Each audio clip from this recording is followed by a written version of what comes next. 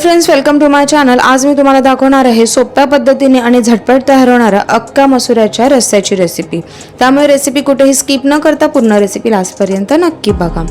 तर अख्खा मसुराचा रस्सा बनवण्यासाठी सर्वात आधी इथे मी एक हांडीमध्ये थोडंसं तेल तापून घेतलेलं आहे, म्हणजेच 2 चमचे तेल तापत ठेवले।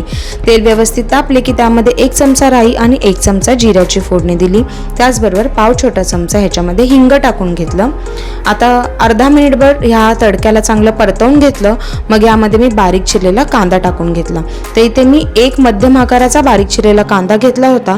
कांद्यासोबतच मी इथे कढीपत्ता सुद्धा टाकून घेतलेला होता। कांदा चांगला ब्राऊन झाला की यामध्ये एक बारीक चिरलेला टोमॅटो टाकून घेतला।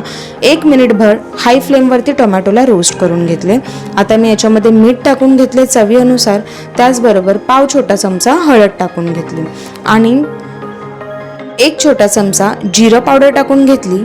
तसेच 1 छोटा चमचा इथे मी तिखा लाल मसाला, 1 छोटा चमचा घाटी मसाला टाकून घेतलेला आहे।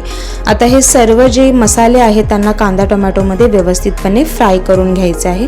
तर अर्धा मिनिटभर स्लो फ्लेमवरती या सर्व मसाल्यांना मी फ्राय करून घेतले आणि त्यानंतर हे अख्खा मसुरा मी इथे घेतलेला आहे। तर अख्खा मसुराला चांगला इथे मोड आलेला होता, ह्याला 2-3 पाण्याने स्वच्छ धुवून घेतले आणि त्यानंतर मी 1 वाटी अख्खा मसुरा या ज्या कांदा टोमॅटोच्या मिश्रणामध्ये टाकून घेतलेला आहे आणि व्यवस्थितपणे सर्व जिन्नसला एकत्रित करून घेतले, मिक्स करून घेतले। आता मी यामध्ये 1 मोठा ग्लास भरून गरम पाणी टाकून घेतलेला आहे। कोणताही रस्सा बनवत असताना जर त्याच्यामध्ये पाण्याचा वापर करायचा असेल तर तो गरम पाण्याचाच वापर करायचा। त्याने काय होतं की कुकिंग प्रोसेस थांबत नाही आणि चव जी आहे ती ॲज इट इज राहते। जर का थंड पाणी टाकलं तर कुकिंग प्रोसेस थांबते।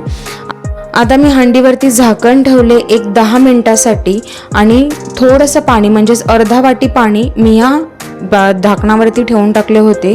आता 5 मिनिटांनंतर मी या हांडीवरचे झाकण काढले आणि जे पाणी गरम झालं होतं ना ते सुद्धा याच्यामध्ये टाकून घेतलेलं आहे।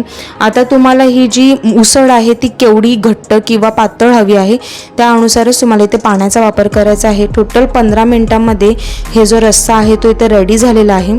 याच्यावरती आता मी भरपूर सारी कोथिंबीर टाकून घेतली आणि मग गरमागरम उसळ मी इथे सर्व केलेली आहे। तर तुमची जी ही उसळची कन्सिस्टन्सी आहे ती तुम्हाला तुमच्या अनुसार ॲडजस्ट करायची आहे। आता ही जी गरमागरम अख्ख्या मसूरची उसळ आहे ती मी एका प्लेटमध्ये काढून घेतली। गरमागरम भाकरी किंवा भातासोबत सर्व करा, खाण्यासाठी उत्तम डिलिशियस लागते, तसेच झटपट बनणारी रेसिपी आहे। तर तुम्हाला जर का माझी ही अख्खा मसूराच्या उसळची रेसिपी आवडली असेल तर मला कॉमेंटमध्ये नक्की सांगा आणि चॅनलला लाईक, शेअर, सबस्क्राईब करायला विसरू नका। थँक्यू।